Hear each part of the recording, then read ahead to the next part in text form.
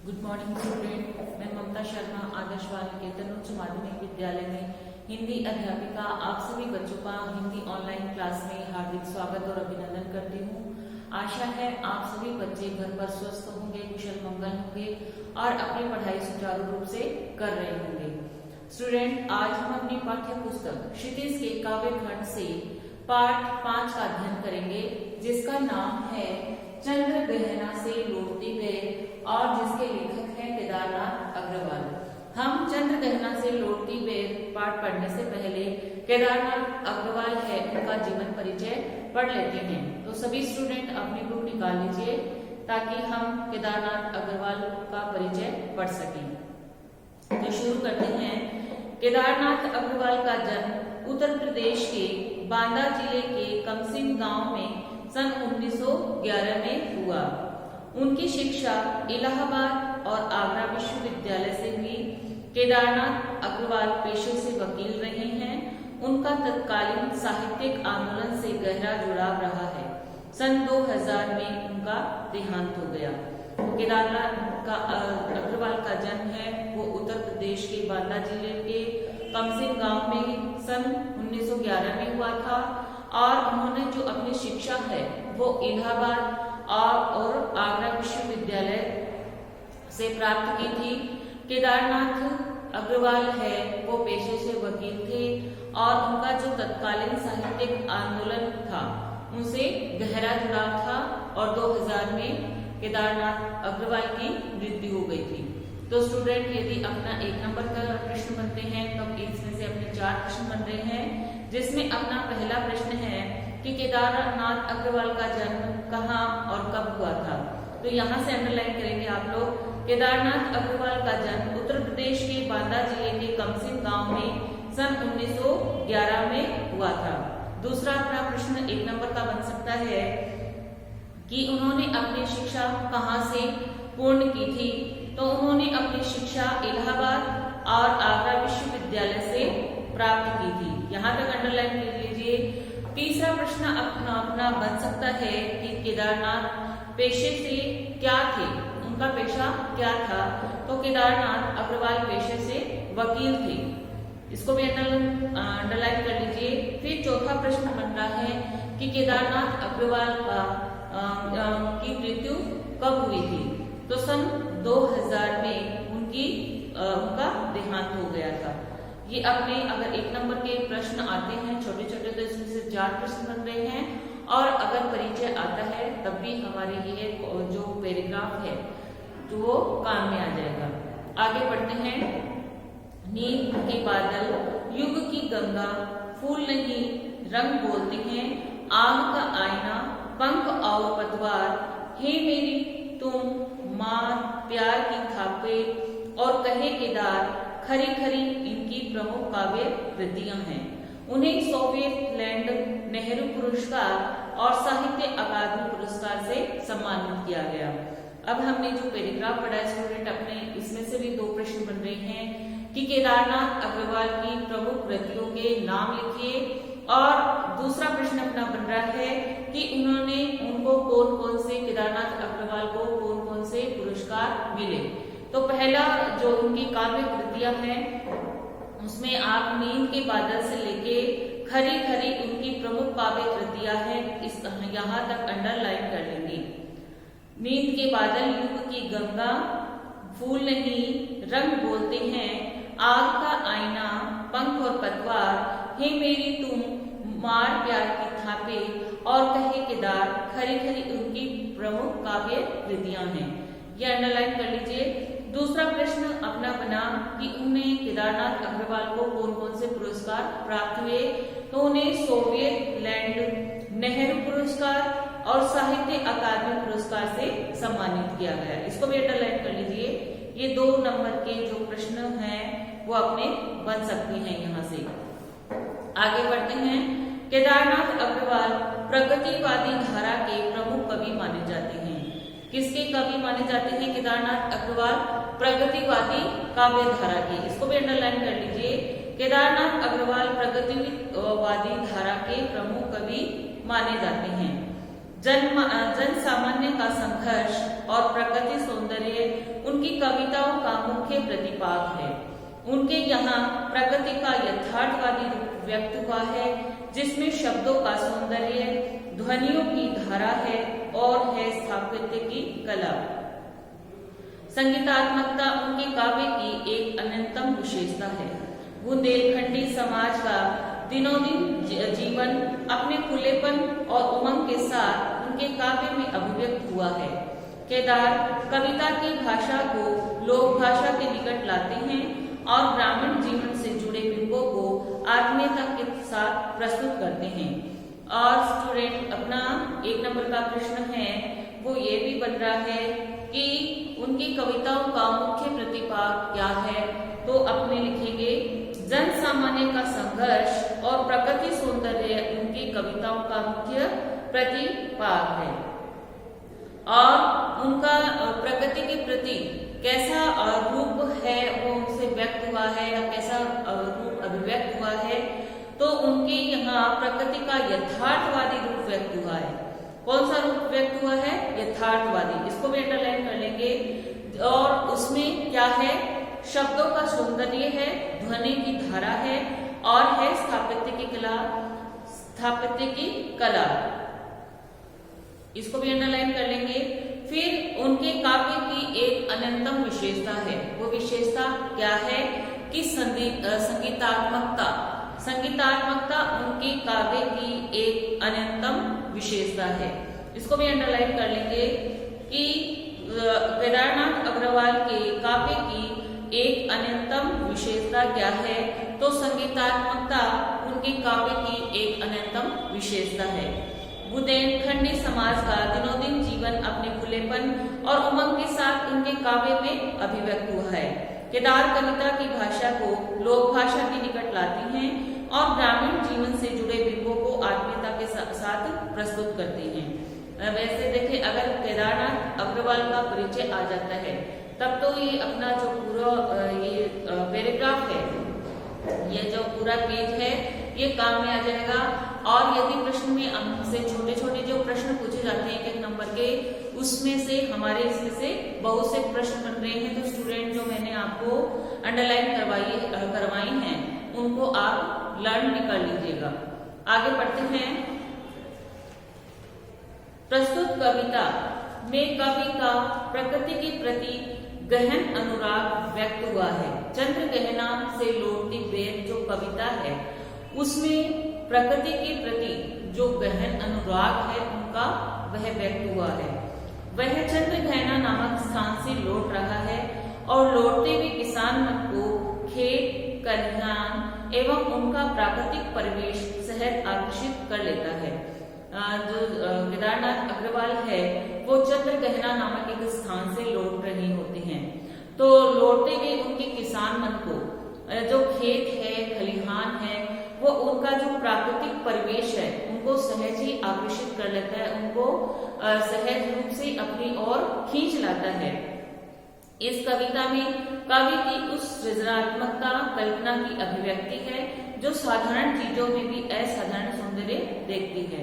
इस कविता में कवि की इस सृजनात्मकता कल्पना की अभिव्यक्ति है जो साधारण चीजों में भी असाधारण सौंदर्य देखती है। यानी जो प्राकृतिक परिवेश में भी उनको जो साधारण चीजें हैं वो उन्हें असाधारण नजर आती है, उनको भी वो किसी न किसी अन्य रूप में देखती हैं और उस सौंदर्य को शहरी विकास की तीव्र गति के बीच में अपनी संवेदना में सुरक्षित रखना चाहती है। यहाँ प्रकृति और संस्कृति की एकता व्यक्त हुई है। यहाँ पर क्या व्यक्त हुआ है? प्रकृति और अपनी जो संस्कृति है उसकी एकता व्यक्त हुई है। तो स्टूडेंट हमने केदारनाथ अग्रवाल का परिचय पढ़ा और चंद्र गहना से लौटती बेर है उसको इसमें क्या दिया गया है उसके बारे में पढ़ा। अब हम इसके चंद्र गहना से लौटती बेर कविता को पढ़ेंगे।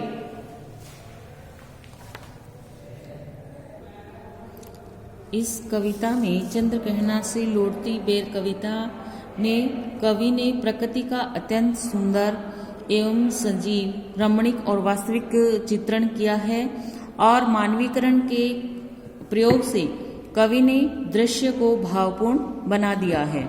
तो अब हम अपनी कविता का अध्ययन करते हैं। देख आया चंद्र गहना, देखता हूँ दृश्य अब मैं मेड़ पर इस खेत की बैठा अकेला, एक बीते के बराबर यह हरा ठिंगना चना, बांधे मुरेठा शीश पर छोटे गुलाबी फूल का सजकर खड़ा है। इसमें चंद्रग्रहण से लौटती बेर प्रकृति सौंदर्य का वर्णन किया है। प्रकृति सौंदर्य से रचित ये कविता है। इसमें कवि है वो देख आया चंद्रग्रहण देखता हूँ अब दृश्य में। तो कवि चंद्रग्रहण नामक गांव से लौट रहा है और उसके पास है वो प्रकृति को निहारने का काफी समय है। तो वह एक क्या करते हैं, बेड़ पर इस खेत बैठा अकेला, वह एक खेत की मेड़ पर अकेले बैठ जाते हैं। एक बीते के बराबर यह हरा ठिंगना चना, तो वो क्या देखते हैं, खेत की मेड़ पर अकेले जब बैठ जाते हैं तो देखते हैं कि बीते किसे कहते हैं, विता कहते हैं। तो हाथ और जो अपने हाथ का जो पंजे को खोलने पर अंगूठे के सिरे से जो कनिष्ठा के सिर तक की जो लंबाई होती है उसे कहते हैं बीते। और विता और के बराबर यानी उसके नाप का। तो कवि कहते हैं कि जब वो चंद्रग्रहण से लौटते हैं और वहाँ का जो दृश्य देखते हैं, खेत की मेड़ पर अकेले बैठकर देखते हैं, तो वह क्या देखते हैं कि एक हरे जो चना है आकार में ठिंगना, एक हरा चना वो क्या है ये हरा ठिंगना चना कि एक आकार में हरा ठिंगना चना है, वो खड़ा है बांधे मुरेठा शीश पर और उसके सिर पर छोटे गुलाबी फूल का सजकर खड़ा है। तो उसने क्या कर रखा है कि एक हरा चना आकार में जो ठिंगना है खड़ा है और उसने अपने सिर पर गुलाबी रंग के फूल उगा रखे हैं या फूल उसके उग रहे हैं। और वह फूल कैसे लग रहे हैं, जैसे उसने सिर पर गुलाबी पगड़ी बांध रखी हो, बांधे मुरठा शीश पर छोटे गुलाबी फूल का सजकर खड़ा। और उनके जो वो फूल है जो ऐसे लग रहे हैं जैसे उन्होंने सिर पर अपने छोटे जो सिर पर गुलाबी पगड़ी बांध रखी हो। और इस प्रकार आज वह दूल्हे के रूप में सज धज कर तैयार खड़ा है कि जब कवि है चंद्रग्रहण से लौटते हैं और वहाँ का दृश्य देखते हैं और खेत की एक मेड़ पर अकेले बैठ जाते हैं, तो वो देखते हैं कि एक हरा चना आकार में जो ठिगना है और उसने उसके सिर पर गुलाबी रंग के फूल उगाए हैं। उन फूलों को देखकर ऐसा लगता है जैसे उसने अपने सिर पर गुलाबी पगड़ी बांध रखी हो। और इस प्रकार आज वह दूल्हे के रूप में सज धज कर तैयार खड़ा है, सज कर खड़ा कि दूल्हे के रूप में सज धज कर तैयार खड़ा है। पास ही मिलकर उगी है बीच में अलसी हटेली, देह की पतली कमर की है लचीली, नीले फूल को सिर पर चढ़ाकर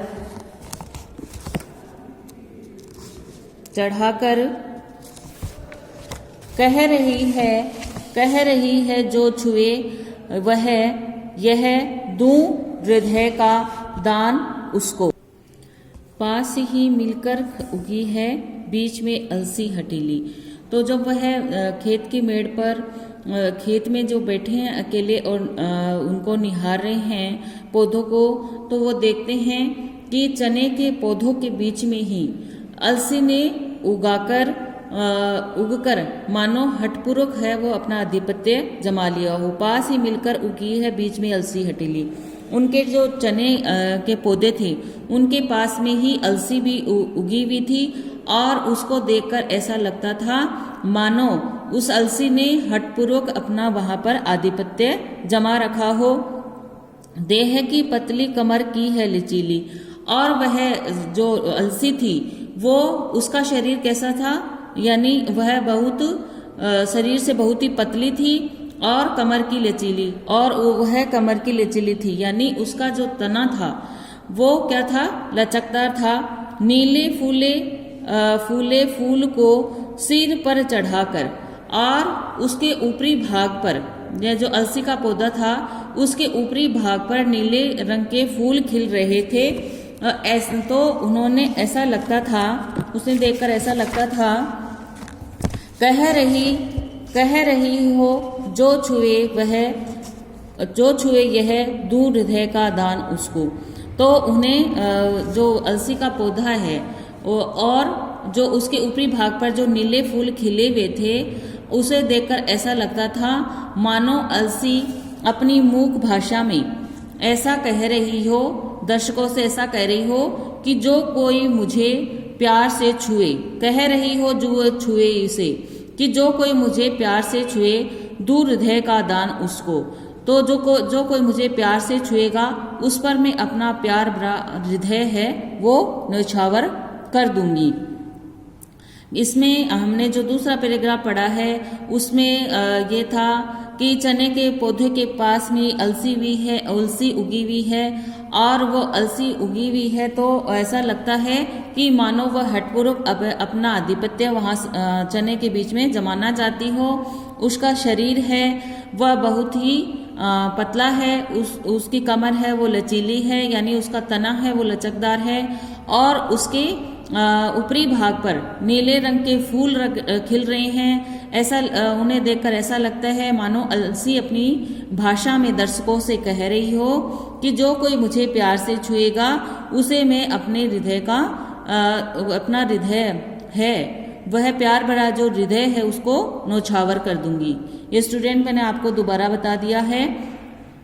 और दूसरी बात ये है कि अलसी को जो है वो हटीली क्यों कहा गया है, अलसी को हटीली क्यों कहा गया है? जो इसलिए कहा गया है कि अलसी का जो पौधा होता है वह बहुत पतला होता है, इसीलिए वह हल्का जो हवा होती है उसके हल्के झोंके के साथ ही लहरा उठता है, और इसी कारण उसे लचीला कहा गया है। और वह पौधा बार बार झुकने के बाद भी फिर खड़ा होकर झूमने लगता है, और मानो वह झूला झूलने के लिए जिद कह रहा हो, इसलिए अलसी को हटीली कहा गया है।